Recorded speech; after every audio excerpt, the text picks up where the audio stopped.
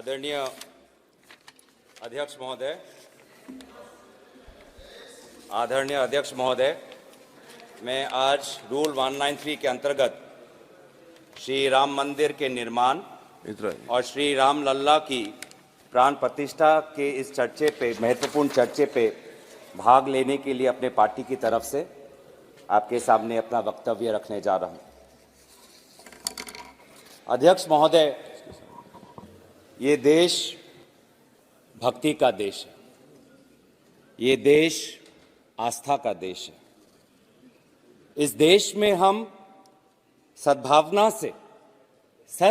से अपने विविधता को बांधते हैं, सेवा भाव से समाज को सांझते हैं।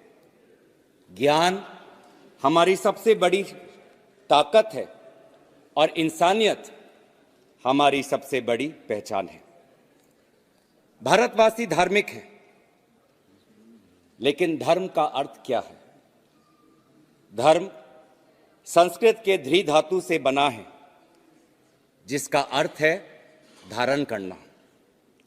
आग का धर्म है जलना, पानी का धर्म है बहना, मनुष्य का धर्म है सत्य के मार्ग पर चलना, स्वभाव में करुणा धारण करना, न्याय में विश्वास रखना और समाज में समानता स्थापित करना। जीवन के मायाजाल को पार करने में भगवान या देवी मां का दर्शन हमें सत्य और इंसानियत का मार्ग दिखाता है। इसलिए हमारे देश के नागरिक भगवान श्री राम के दर्शन के द्वारा आशीर्वाद प्राप्त करना चाहते हैं। भगवान राम सबके हैं और वे हर समय हमारे साथ हैं। चाहे हम सुख हो, चाहे हम दुख हो, चाहे हम अंधकार में हो, चाहे हम क्रोधित हो, चाहे हम सफल हो, चाहे हम असफल हो, वो हर क्षण हमारे कण कण में है। चाहे दिन की शुरुआत हो, जब हम एक दूसरे से मिलते हैं तो उत्तर भारत या पश्चिमी भारत में राम राम कह के, या राजस्थान में राम राम सा कह के एक दूसरे को स्वागत करते हैं, या महात्मा गांधी की तरह जीवन के अंतिम पल पर हे राम वे लफ्ज हमारे जुबान पर रहते हैं। सर, मैं कवि हरिओम पवार का उनके कविता का कुछ पंक्तियां मैं कहना चाहता हूं। राम दवा है रोग नहीं सुन लेना, राम त्याग है भोग नहीं सुन लेना, राम दया है क्रोध नहीं जगवालो, राम सत्य है शोध नहीं जगवालो, राम हुआ है नाम लोहितकारी का, रावण से लड़ने वाली खुददारी का। सर, यही बातें सत्य, सेवा, न्याय, करुणा, इस ख्वाब को डॉक्टर भीमराव अंबेडकर ने बहुत खूबी से भारत के इस संविधान में बांधा है, जहां पर डॉक्टर भीमराव अंबेडकर ने शासन का मार्ग, संविधान लाना हिंदी में, इंडियन, जहां पर डॉक्टर भीमराव अंबेडकर ने शासन का मार्ग संविधान के द्वारा सिखाया, तो वही महात्मा गांधी ने इस मार्ग का अंतिम लक्ष्य भी हमको दिखाया। वो अंतिम लक्ष्य क्या है? उनके ही शब्दों में राम राज्य। और राम राज्य की परिभाषा क्या है? उनके शब्दों में जहां सभी खुश हैं और कोई दुखी नहीं। ये उनकी परिभाषा है और इस परिभाषा को उन्होंने अनेक बार इसका विवरण भी किया। प्रियम्बल गांधी जी ने यह भी कहा कि मेरा हिंदू धर्म मुझे सभी धर्मों को सम्मान करना सिखाता है, इसी में राम राज्य का रहस्य छिपा है।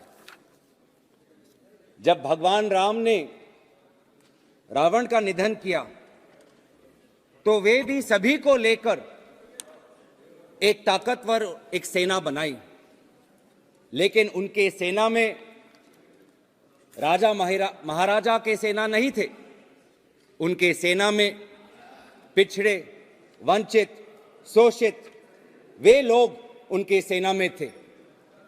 उन्होंने, भगवान राम ने इस सेना में सभी को, इन सभी पिछड़े, वंचित, शोषित को ताकत दी, आत्मविश्वास दिया, और तब जाके रावण के अहंकार को हराया गया।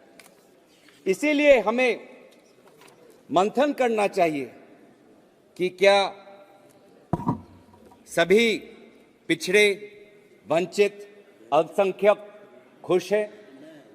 यही तो राम राज्य की परिभाषा थी, यही तो महात्मा गांधी के राम राज्य की परिभाषा थी। लेकिन आज हम क्या देख रहे हैं? आज हम देख रहे हैं कि अनुसूचित जाति, अनुसूचित जनजाति के विरोध में, के खिलाफ अपराध आज बढ़ रहा है। 2023 में लगभग 50% अपराध बढ़ा है अगर एक साल पहले की तुलना करें। क्या ये राम राज्य है?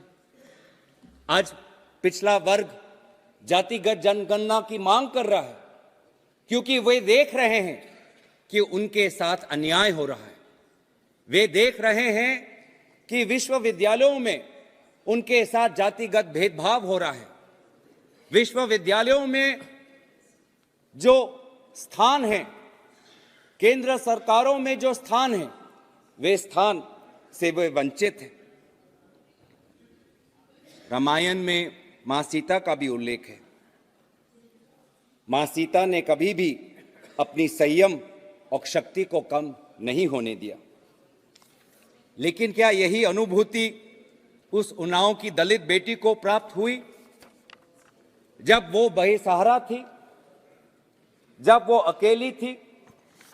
क्या ये अनुभूति हमारे महिला खिलाड़ियों को हुई जब वे अपने हक के लड़ाई के लिए लड़ रहे थे? आज हमारी ही संसदीय समिति की रिपोर्ट में उल्लेख है कि अनुसूचित तबकों की स्त्रियों को दोहरा बोझ झेलना पड़ता है। वे जाति और जेंडर के आधार पर शोषित होती है और यौन शोषण के सामने बेबस होती है। बेबसी, चारों तरफ आज हम बेबसी देखते हैं। इस लोकसभा की चर्चा के बाद जब ये सारे सांसद अपने अपने क्षेत्र में जाएंगे तो युवाओं के बीच में उनको बेबसी दिखाई देगी। आप सभी के पास आपके क्षेत्र के युवाओं आएंगे, नौकरी के गुहार लगाएंगे, रोजगार की गुहार लगाएंगे, आपके पास आएंगे इंटरव्यू के वो एप्लीकेशन लेके, आपके पास वो आएंगे टेट की परीक्षा की पार करने के वो मार्कशीट को लेके। वो आपसे कहेंगे, आदरणीय सांसद महोदय, मैंने परीक्षा पार कर ली। आदरणीय सांसद महोदय, मैं बीए पास हूं। आदरणीय सांसद महोदय, मैं बेरोजगार हूं। और आज ये बेरोजगारी के कारण बेबस भारतीय युवा आज नशे के रास्ते में चल पड़ा है, आज अपराध के रास्ते में चल पड़ा है। आज वो जहां भी जाता है भेदभाव महसूस करता है। आज वो बेबसी में कुछ चंद पैसे इकट्ठा करके विदेशी धरती की तरफ पलायन करता है। ये है असलियत। ये उत्तर पूर्वांचल की हो, दक्षिण की हो, पूरब की हो, पंजाब की हो, या गोवा की हो, या केरल की हो, या गुजरात की हो, इस सच्चाई को हम नकार नहीं सकते। इसीलिए सर, जब हमारा दल इतने सालों से समाज सेवा कर रहा है, हम सच्चाई से वाकिफ है। बहुत कुछ हमने किया है, लेकिन बहुत कुछ करना बाकी है। हमसे भी गलती हुई है, ये कबूल करने में हमें कोई आपत्ति नहीं है। लेकिन कांग्रेस जब गांधी जी के राम राज्य की मार्ग पर चलती है तो हम न्याय की मार्ग पर चलते हैं। आज भी उच्चतम न्यायालय ने राम मंदिर के ऊपर जो राय दिया है उसको हम स्वागत करते हैं। हम सेक्युलरिज्म पे विश्वास करते हैं, लेकिन ये जो सेक्युलरिज्म शब्द है, इसमें जो पश्चिमी परिभाषा है सेक्युलरिज्म का, उस परिभाषा से हम अपने आप को भिन्न रखते हैं। अगर आप वो संविधान के डिबेट देखें, जब सेक्युलरिज्म शब्द, पंथ निरपेक्ष शब्द जब संविधान में जोड़ा गया था, तो कांग्रेस पार्टी के विभिन्न सांसदों ने यही कहा था कि हम पश्चिमी परिभाषा से हम परे रखते हैं। भारत एक धार्मिक देश है। भारत में बहुत धर्म को मानने वाले लोग रहते हैं और हम सर्वधर्म समभाव में विश्वास करते हैं। केवल एक ग्रंथ नहीं, ये देश की मिट्टी में इतनी ताकत है कि 140 करोड़ के लोगों की विभिन्न भाषा और आस्था को अखंडता के साथ, प्यार और सद्भावना के साथ बांधती है। मैं नानक के कुछ शब्द कहना चाहूंगा। नानक साहब ने कहा, अव्वल अल्लाह नूर उपाया, कुदरत के सब बंदे, एक नूर से राम जग उपजय, एक नूर से सब जग उपजय, कौन भले को मंदे। तो सर, हम सभी को बांधना चाहते हैं और यही हमारी संस्कृति है, यही हमारी सभ्यता है। सर, मैं इसीलिए सत्ता पक्ष को भी सतर्क करना चाहूंगा कि आप नथुराम का रास्ता त्याग करें। आप नथुराम को पूजा करने का ये जो आपकी परंपरा है, उसको त्याग करें। नथुराम गोडसे का खंडन करें, इसमें आपको कोई परहेज नहीं होना चाहिए। अहंकार के रोग से बचे। रावण को उसके अहंकार ने ही मारा। आपका अहंकार आपको महंगाई को देखने से रोकता है। आपका अहंकार आपको देश में बढ़ती हुई अस्थिरता को देखने से रोकता है। चाहे वो मणिपुर में हो, चाहे वो लद्दाख में हो, चाहे वो चीन से लगी हुई सीमा पर हो। आज समाज में जो बढ़ती हुई आशंका है, विशेष रूप से अल्पसंख्यकों के बीच में, आपका अहंकार इस आशंका को देखने से आपको रोकता है। मैं आपको सतर्क करना चाहता हूं। भारत एक प्राचीन देश है। इस देश का जन्म 2014 में जब मोदी जी की सरकार आई तब जन्म नहीं हुआ। इस देश का जन्म 22 जनवरी 2024 में नहीं हुआ। राम लल्ला हमेशा हमारे साथ थे। 500 वर्ष पहले भी हमारे साथ थे, आज भी हमारे साथ हैं, कल भी आपके सरकार जाने के बाद आपके साथ हैं। राम हमारे मन में है।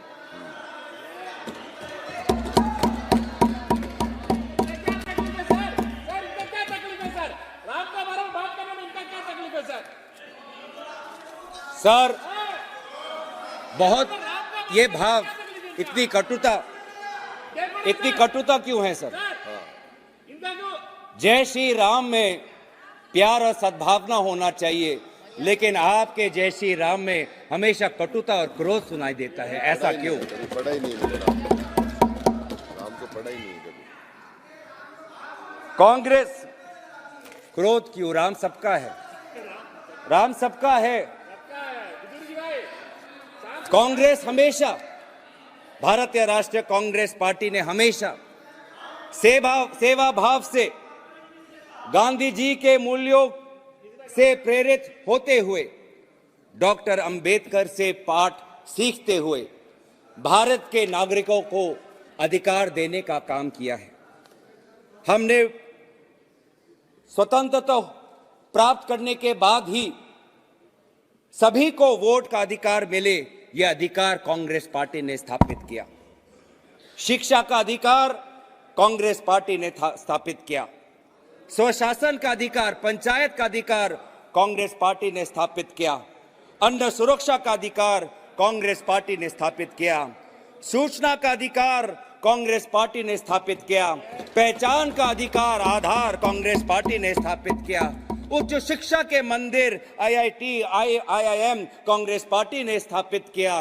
पीड़ित के मंदिर मरीज के मंदिर, all India institute of medical science, वो मरीज का मंदिर भी कांग्रेस पार्टी ने स्थापित किया।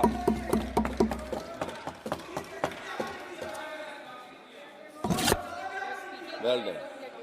आज सर, ये सेवा भाव से, इस सेवा भाव से हम हमेशा काम करते गए और हम आपसे भी अपेक्षा करते हैं कि इस सेवा भाव से जो भी कुछ समय आपके पास बचा रहा है उस सेवा भाव से ही काम करें।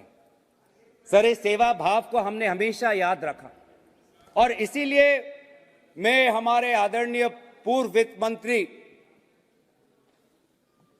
पी चिदम्बरम जी, उन्होंने 2013-14 में अपने भाषण में हमने 10 साल कैसे सेवा की, भक्ति कैसे हमने प्रकाशित की, राजधर्म कैसे पालन किया, उसी सेवा भाव के कुछ पंक्तियां उनके भाषण से मैं कहना चाहूंगा। UPA's record of growth. 10 years ago, we produced 213 million tons of food grains. Today, in 2014, we produced 263 million tons of food grains. 10 years ago, there were only 51,511 kilometers of rural roads under Pradhan Mantri Gram Sadak Yojana. Today, we have 3,89,578 kilometers. 10 years ago, in 2004, the central government expenditure on education was 10,145 crore. This year, in 2014, we allocated 79,451 crores. 10 years ago, the central government spent 7,248 crore on health. This year, in 2014, we will spend 36,322 crores. 10 years ago, the minorities had 14,15,000 bank accounts. As at the end of March 2013, they had 43,52,000 accounts, and the volume of lending had soared from 4,000 crore to 66,500 crore. 10 years ago, only 9,71,182 women self-help groups had been credited.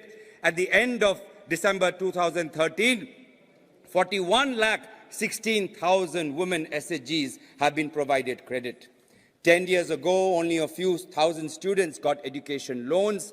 At the end of December 2013, 25,70,254 student loan accounts have been sanctioned. So this is our work. At the end of 2013, at the end of the UPA, the direct benefit transfer scheme would be rolled out. The scheme is a year old and money is being transferred to beneficiaries under 27 identified schemes, including the National Social Assistance Program.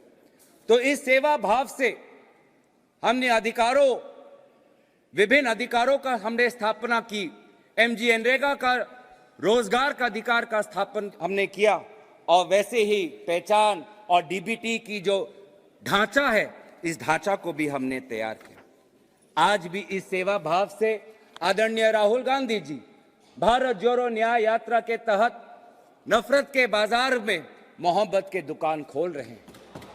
कितनी दुख की बात है sir, कितनी दुख की बात है सर कि जब 22 जनवरी को जब आदरणीय प्रधानमंत्री जी अयोध्या में थे तो उसी दिन आदरणीय राहुल गांधी जी असम के गुरु महापुरुष श्रीमंत शंकर देव के स्थान मंदिर में जाना चाहते थे।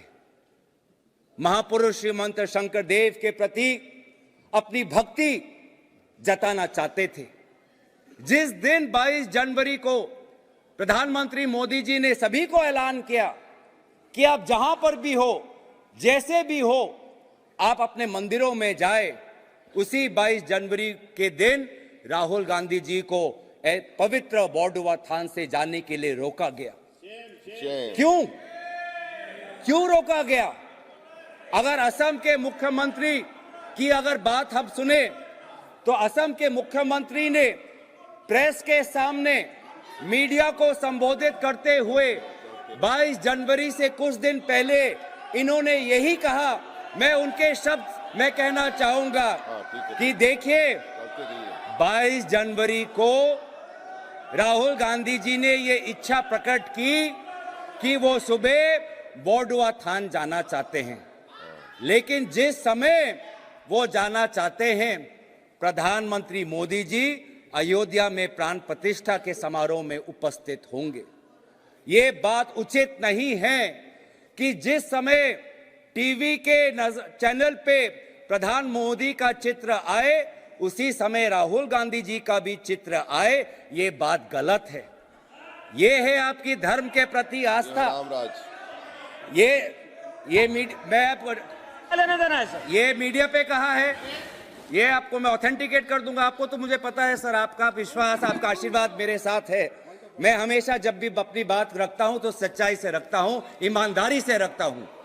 मुझे अपने बात कहते हुए कोई संकोच नहीं, क्योंकि मैं भी सच जो कहता हूं वो सच्ची वाणी से कहता हूं। तो बस अंत में इसलिए मैं कहना चाहता हूं कि धर्म का सर्टिफिकेट क्या ये बांटेंगे? मंदिर में कौन जाएगा, कब जाएगा, क्या ये इनसे हमें अनुमति लेनी पड़ेगी? क्या मंदिर जाना असम के मुख्यमंत्री के अगर शब्दों पे विश्वास रखे तो मंदिर क्या एक टीआरपी बन गया है? प्राण प्रतिष्ठा क्या एक टीआरपी बन गया है? प्राण प्रतिष्ठा में खड़े बहुत से लोग थे, उनकी श्रद्धा है। उस समय राहुल गांधी जी भी असम में थे, उनके श्रद्धा में वहां की सरकार ने बाधा क्यों दी? हमें अपने संस्कारों पे, हमें अपने कर्तव्य पे चलने पर बाधा क्यों दे रहा है सर? जहां गैर हिंदुओं का प्रवेश वर्जित है, वहां गैर हिंदू कैसे जा सकता है? ये मक्का जाए सर, ये पूरी जाकर दिखा दे हमें। जहां सर मर्यादा